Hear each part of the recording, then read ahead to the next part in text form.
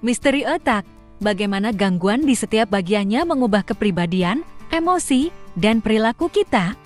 Bayangkan jika suatu hari Anda tidak lagi bisa merasakan kebahagiaan, tidak bisa mengontrol emosi, atau bahkan tidak bisa mengingat kejadian-kejadian penting dalam hidup Anda. Bagaimana jika Anda selalu bertindak impulsif tanpa berpikir panjang, atau justru kehilangan motivasi sama sekali? Semua itu bukan sekadar perasaan sesaat, tetapi bisa menjadi tanda bahwa ada bagian otak Anda yang tidak berfungsi dengan baik.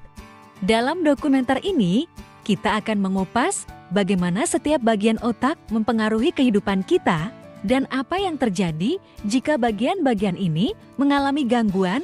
Mari kita mulai perjalanan memahami keajaiban otak manusia. 1. Korteks prefrontal, pusat kontrol diri dan pengambilan keputusan. Korteks prefrontal adalah bagian otak yang berfungsi sebagai pusat kendali diri kita. Tanpa bagian ini, kita akan kesulitan berpikir logis, mengendalikan emosi, dan mempertimbangkan dampak jangka panjang dari setiap keputusan yang kita buat. Korteks prefrontal memungkinkan kita merencanakan masa depan, mengendalikan impuls, dan bertindak dengan pertimbangan yang matang.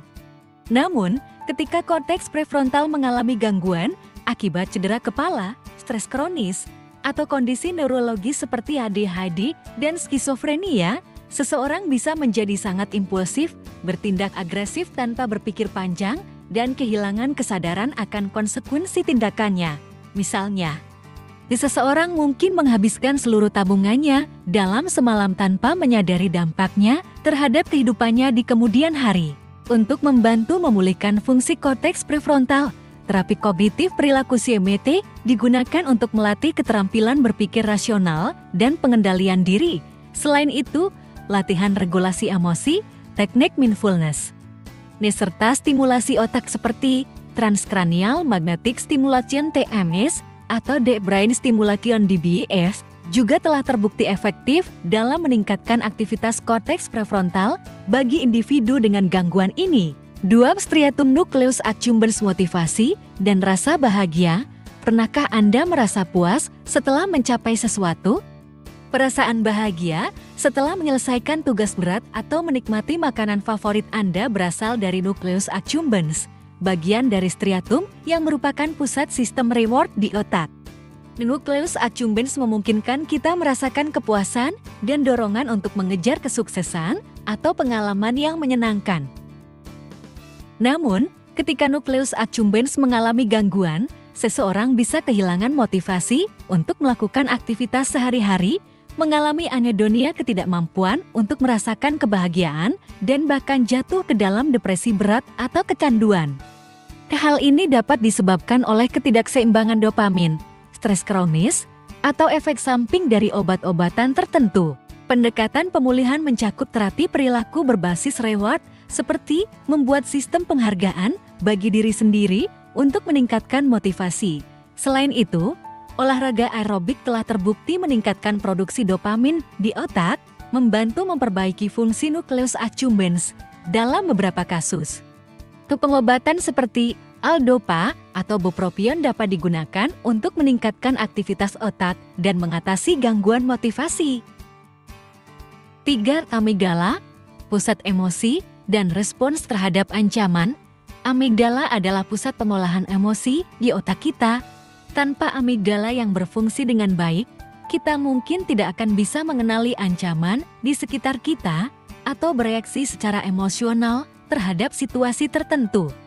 Amigdala membantu kita mengenali bahaya, mengendalikan rasa takut, dan memahami emosi orang lain dalam interaksi sosial. Namun, jika amigdala terganggu atau terlalu aktif, seseorang bisa menjadi terlalu agresif, mengalami serangan panik berlebihan, atau bahkan kehilangan kemampuan untuk merasakan emosi secara normal. Gangguan ini sering terjadi pada penderita PTSD (Post-Traumatic Stress Disorder), gangguan kepribadian antisosial, dan fobia sosial, di mana amigdala mereka terlalu sensitif atau tidak mampu merespons emosi dengan cara yang sehat. Untuk mengembalikan keseimbangan amigdala, terapi eksposur dapat membantu mengurangi respons berlebihan terhadap ancaman. Selain itu, mindfulness, dan teknik relaksasi membantu menenangkan amigdala yang terlalu aktif. Sementara obat seperti selective serotonin reuptake inhibitors (SSRI) atau beta blocker sering digunakan untuk membantu mengelola gangguan kecemasan yang berkaitan dengan amigdala. 4. Hipotalamus, pengatur tidur, makan, dan respon stres. Hipotalamus adalah pusat kendali tubuh kita yang mengatur banyak fungsi penting seperti tidur, nafsu makan, dan respons terhadap stres.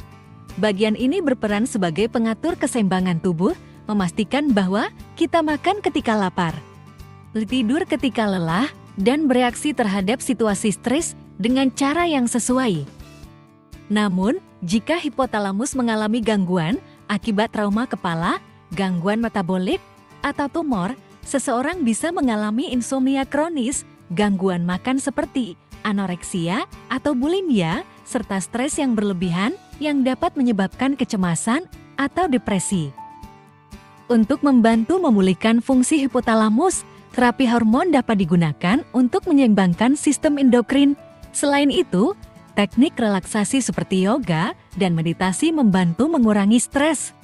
Sementara, Cognitive Behavioral Therapy (CBT) telah terbukti efektif dalam mengatasi gangguan makan yang terkait dengan disfungsi hipotalamus. 5. Cortex cingulate kesadaran diri dan pembelajaran dari kesalahan. Cortex cingulate adalah bagian otak yang membantu kita dalam mempelajari kesalahan dan membuat keputusan yang lebih baik di masa depan. Bagian ini bertindak seperti sistem alarm internal yang memberitahu kita ketika ada sesuatu yang salah atau ketika kita perlu menyesuaikan strategi kita. Namun, ketika korteks cingulate terganggu akibat cedera otak, stres kronis, atau gangguan neuropsikiatri seperti ADHD dan depresi, seseorang mungkin kesulitan dalam belajar dari kesalahan. Ini bisa menyebabkan perilaku berulang yang tidak efektif, seperti terus-menerus membuat keputusan buruk, terjebak dalam kebiasaan tidak sehat, atau mengalami pikiran obsesif-kompulsif yang sulit dikendalikan. Pendekatan pemulihan mencakup Cognitive Behavioral Therapy (CBT) berbasis metakognitif yang membantu individu memahami pola pikirnya dan mengubah cara mereka bereaksi terhadap kesalahan. Selain itu, terapi stimulasi otak seperti Transcranial Magnetic Stimulation (TMS) telah terbukti meningkatkan aktivitas korteks cingulate dan membantu dalam mengatasi gangguan yang berhubungan dengan area ini. 6. Ventral tegmental area (VTA), pusat motivasi dan sistem reward. Ventral tegmental area (VTA) adalah bagian otak yang menghasilkan dopamin, neurotransmitter utama yang bertanggung jawab atas motivasi, kesenangan, dan sistem reward ketika kita mencapai sesuatu yang positif. Seperti menyelesaikan tugas atau mendapatkan pujian, VTA memberi sinyal ke otak bahwa kita telah melakukan sesuatu yang bermanfaat. Namun, jika VTA terganggu akibat defisit dopamin, stres berkepanjangan, atau efek samping obat, seseorang bisa kehilangan motivasi untuk melakukan aktivitas sehari-hari. Mereka mungkin mengalami anedonia, di mana mereka tidak lagi bisa merasakan kebahagiaan atau kepuasan. Yang sering terlihat pada penderita depresi mayor dan penyalahgunaan zat. Untuk membantu memulihkan fungsi VTA, pendekatan yang digunakan meliputi terapi perilaku berbasis reward yang membantu membentuk kembali pola pikir positif serta olahraga aerobik yang telah terbukti meningkatkan produksi. 7. Hippocampus, memori dan pembelajaran. Hippocampus adalah pusat memori di otak kita. Tanpa hippocampus yang sehat, kita tidak akan bisa menyimpan atau mengingat informasi baru dengan baik. Setiap pengalaman yang kita lalui akan terasa seperti sesuatu yang asing, bahkan jika itu terjadi hanya beberapa saat yang lalu. Namun, jika hippocampus mengalami gangguan akibat Alzheimer, stres berkepanjangan, hipoksia, atau cedera otak, seseorang bisa mengalami amnesia anterograd, yaitu ketidakmampuan untuk membentuk memori baru. Ini sering terlihat pada penderita demensia dan PTSD, di mana individu kesulitan mengingat kejadian baru, tetapi masih bisa mengingat masa lalunya.